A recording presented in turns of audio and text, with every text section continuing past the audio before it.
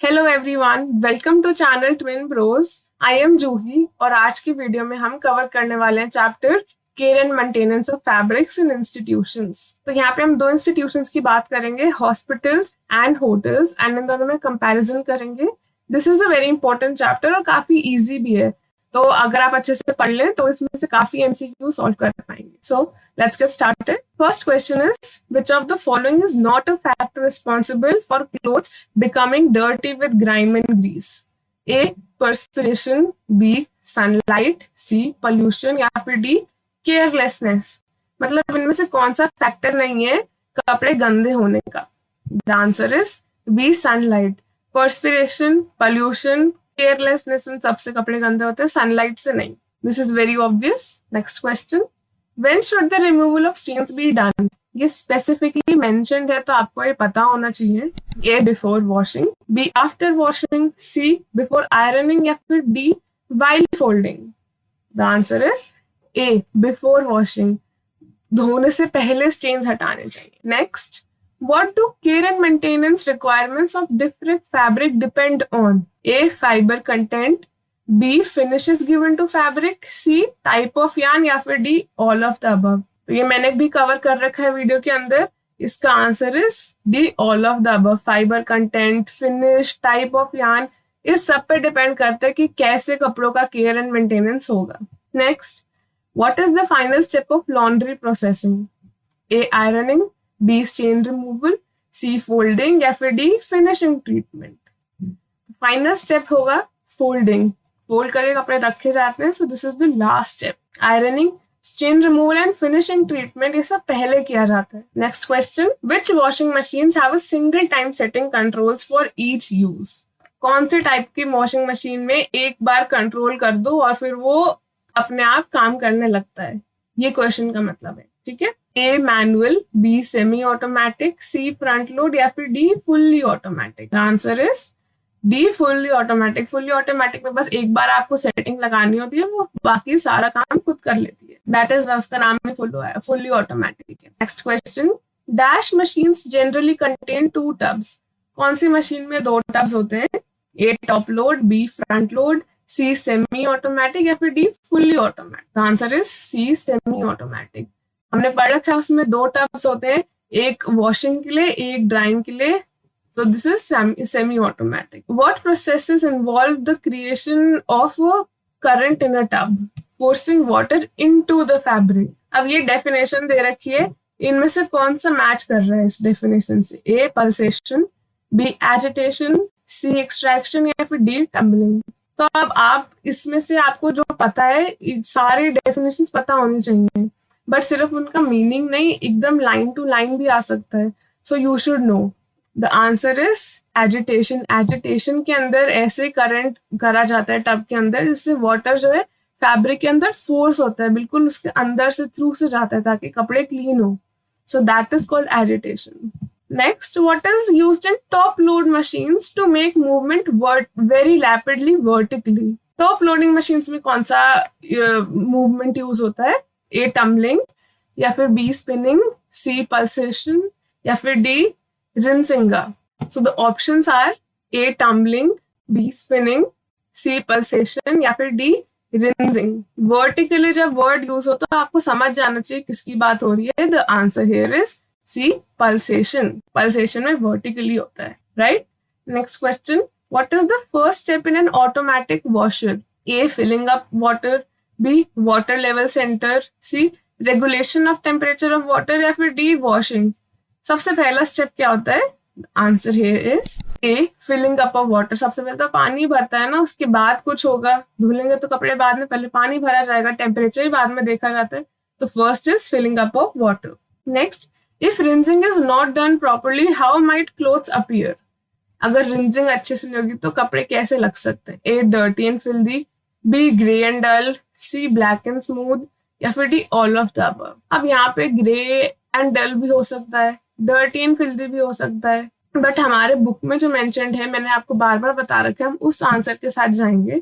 तो the answer here will be B. Grey and dull. In washing machines what should spinning speed be greater than? कपड़े घूमने की speed is spinning speed, तो वो किससे ज्यादा होनी चाहिए? A 100 revolutions per minute या फिर B 300 revolutions per minute, C 500 revolutions per minute या फिर D 1000 revolutions per minute. ये बहुत इंपॉर्टेंट है और ये आपको याद होना ही चाहिए. The answer is 300 revolutions per minute. Next question, what is the process of smoothing out wrinkles created with or created with use or during washing? मतलब कि wrinkles जो बन जाते हैं कपड़ों में वो कैसे हटाया जाता है? A ironing, B washing, C rinsing या फिर D spinning. So this is very easy question. Answer is A ironing. Ironing is कपड़े press करना जो होता है. So that is called ironing. Next question. Which of the following usually do not have their own laundry department? A. Hostel, B. Prison, C. Hospital या फिर D. Houses. इनमें से किसका खुद का laundry department नहीं होता? The answer is obvious. D. Houses. घरों में कोई अलग से laundry department नहीं होता. But hostel, prison, hospital यहाँ सब होता है. And next question is, what is laundry considered as?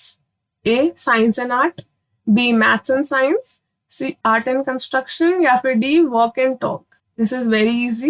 Laundry is considered as an art and science. What are a number of hospitals using to prevent high infection? A. Aprons, B. Head covers, C. Disposables या फिर D. Shoes.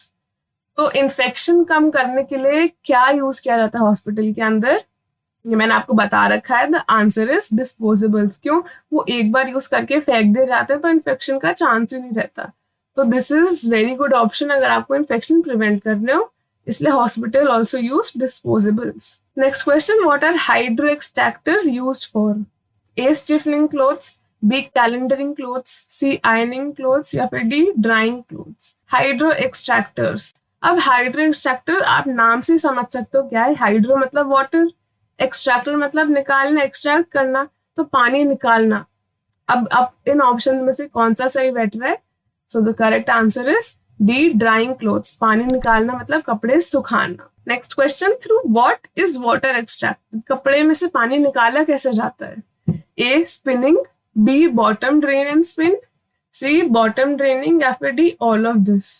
तो हमने ये सारे पढ़ रखे हैं, right? तो the answer would be D. All of this. ये सारे ही अलग अलग मेथड यूज होते हैं वाटर एक्सट्रैक्ट करने के लिए. Next question, in hospitals washing or laundry is done in large washing machines with the capacity of approximately A. 1800 kg per load, B.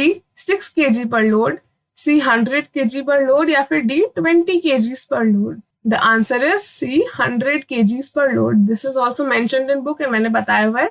This is very important. You should know. 100 kg per load hospitals के अंदर होता है. अब एक extract दिया हुआ है उसके ऊपर questions. So Naveen is working in a big hospital. He is appointed in the laundry section. The hospital has in house laundry and maintenance setup. It has a large quantum of bed linen and other room furnishing requirements and also staff uniform and accessories.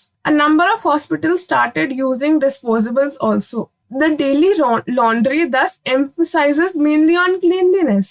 Raju asked Naveen some questions out of curiosity. और वो questions हमें answer करने हैं. So the first question is, institutions which require constant flow of clean linen, मतलब clean कपड़े constantly चाहिए होते हैं, वो कौन सा होते हैं? ए. Prison, B. होटल्स या फिर सी. हॉस्पिटल या फिर D. All of the above. तो इसका आंसर इज सी. हॉस्पिटल्स.